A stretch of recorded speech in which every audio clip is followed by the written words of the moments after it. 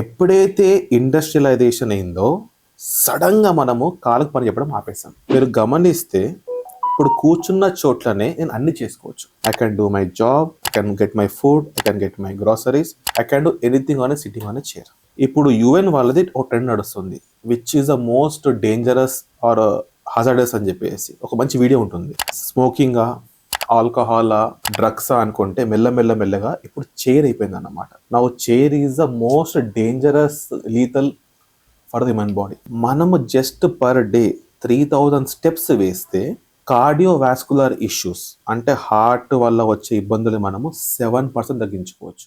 Hi doctor. Hi అండి.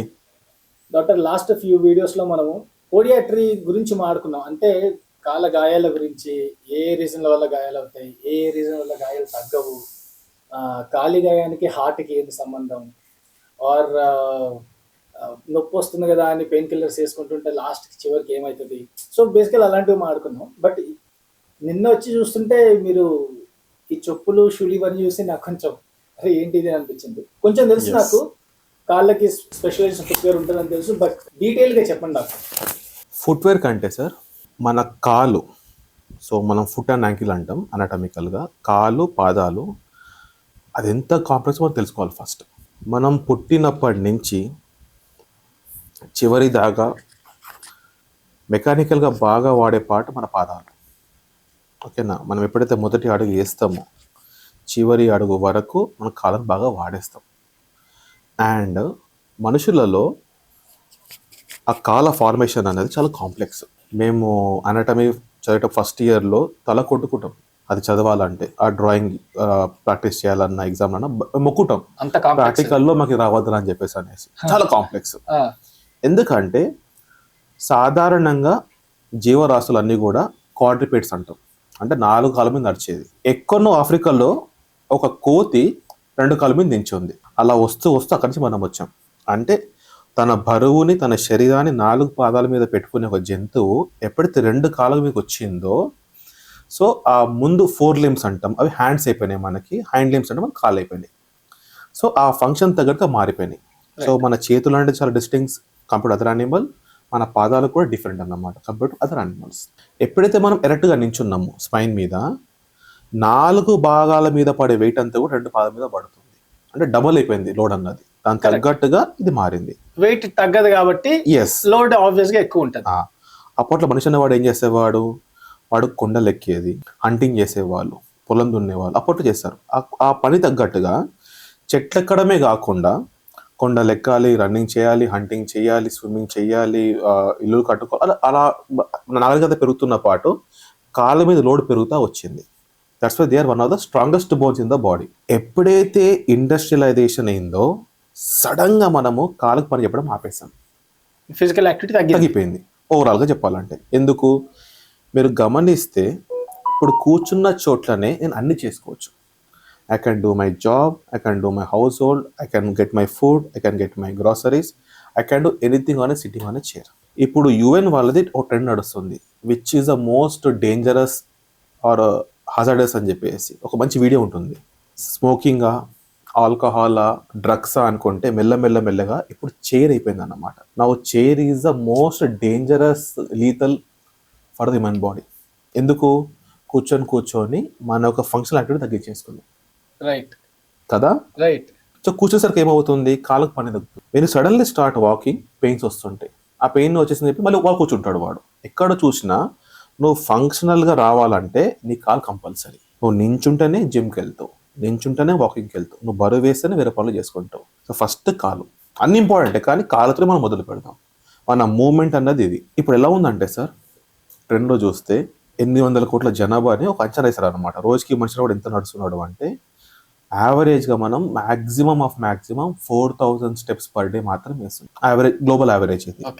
ఇండియాలో చూస్తే ఏషియన్ కంట్రీస్లో, డెవలపింగ్ కంట్రీస్లో, యూఎస్లో వాటి చూస్తుంటే ఎక్కడైతే టెక్నాలజీ బాగుందో hardly we're putting 2500 steps per day. World average కంటే ఇంత తక్కువ ఉంది. 4000 world average average.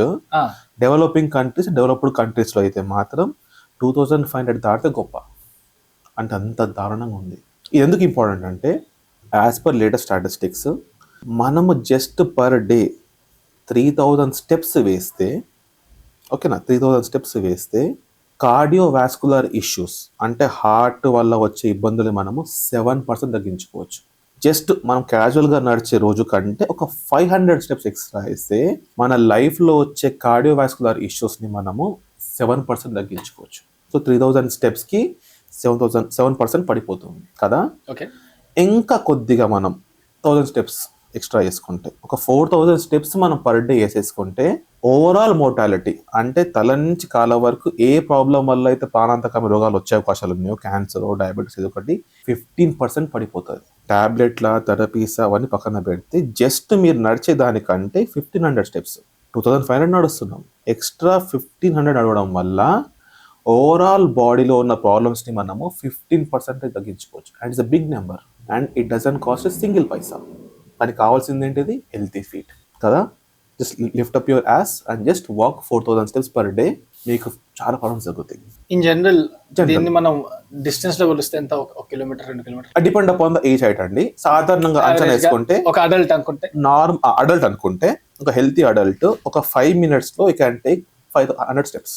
Okay okay ఓకేనా. ఇప్పుడు మీరు అనొచ్చు, సార్ నేను సాఫ్ట్వేర్ని, నేను మార్నింగ్ 9కి వెళ్ళిపోవాలి, ఈవినింగ్ 6కి రావాలి, అసలు టైం ఉండదు, నేను లేవలేదు అంటే అగ్రీడ్, టైం లేదు నీకు. Every 1 hour if just walk for 5 minutes, ఆ టీ కాఫీ బ్రేక్ వెళ్తాం కదా మనం ఎవ్రీ కార్పొరేట్ లో, ఆ 5 minutes మీరు వాక్ చేసేస్తే మీరు 10 hours పని చేసినా you are walking 50 minutes. Drop by drop makes a ocean. మీరు సడన్ గా మోటివేట్ అయిపోయి నేను షూ వేసేసుకొని ట్రాక్ వేసేసుకొని ఉరకడం, that's great. But today what we can do is keep an alarm. Every 55th minute మీరు లేచి నడిచేసి 5 minutes నడిస్తే ఓవరాల్ డేలో చూస్తే you can walk up to 5000 steps. Correct. 5 minutes కి 100 స్టెప్స్ అంటే అంతే కదా. And your boss will be happy. ఎందుకు? నీ హెల్త్ పెరిగితే you take less leaves obvious కదా.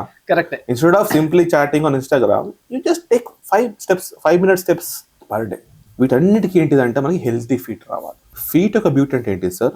ఇప్పుడు మనకి మెడ నొప్పులు వచ్చినా, కాలు నొప్పులు వచ్చినా, ముఖాల నొప్పులు వచ్చినా, భుజాల నొప్పులు వచ్చినా, ఏమొచ్చినా సరే కూడా ఎక్స్రేలు, ఎంఆర్ఐలు కావాలంటారు కదా. కానీ ఫుడ్కి అవసరం లేదు. ఆ ఫుడ్ ఒక పోస్టర్ చెప్పేసి మనం చెప్పేయచ్చు సంథింగ్ ఇస్ ప్రాబ్లమ్ అని చెప్పేసి.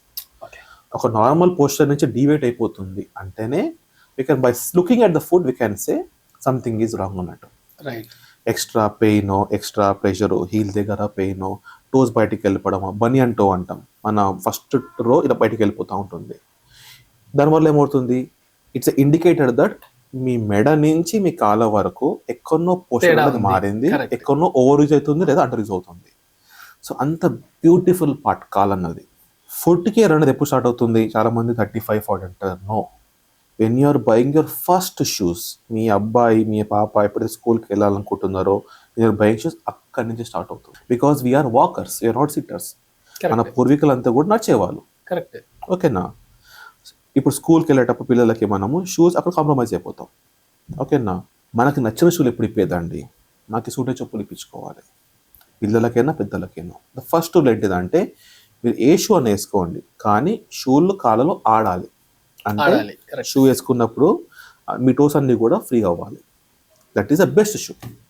It may be any company, doesn't matter.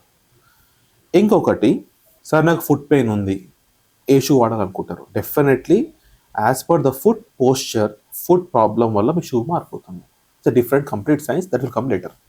Foot problem వచ్చినప్పుడు right. There are preventive footwear ఉంది, ఆర్థోపెడిక్ ఫుట్వేర్స్ ఉంటాయి, కస్టమైజ్ ఫుట్వేర్స్ ఉంటాయి. ఓకే. మీరు నమ్మరు, ఒక ఎలీట్ ప్లేయర్స్ ఉంటారు కదా, elite players they spend almost $500,000 footwear. ఎందుకు? ఆ ప్లేయర్ యొక్క value is around $millions and they get the $billions for revenue కదా. అలాంటి player, especially the impact games అంటాం. ఇంపాక్ట్ గేమ్స్ అంటే we have lot of forces like basketball, football, cricket, ఎక్కడ ఎస్ వాళ్ళకి ఫుట్వేర్ ఎంత ఇంపార్టెంట్ అంటే there will be separate R&D team for their footwear. And same footwear they will modify as per the country. అక్కడ humidity ఉందా, అది ice ఏరియానా, cold ఏరియానా, dessert, అట్లా వాళ్ళు ఒక ప్లేయర్కి వాడి ఎంటైర్ ఇయర్ షెడ్యూల్ని బట్టి షూని మార్చేస్తారు.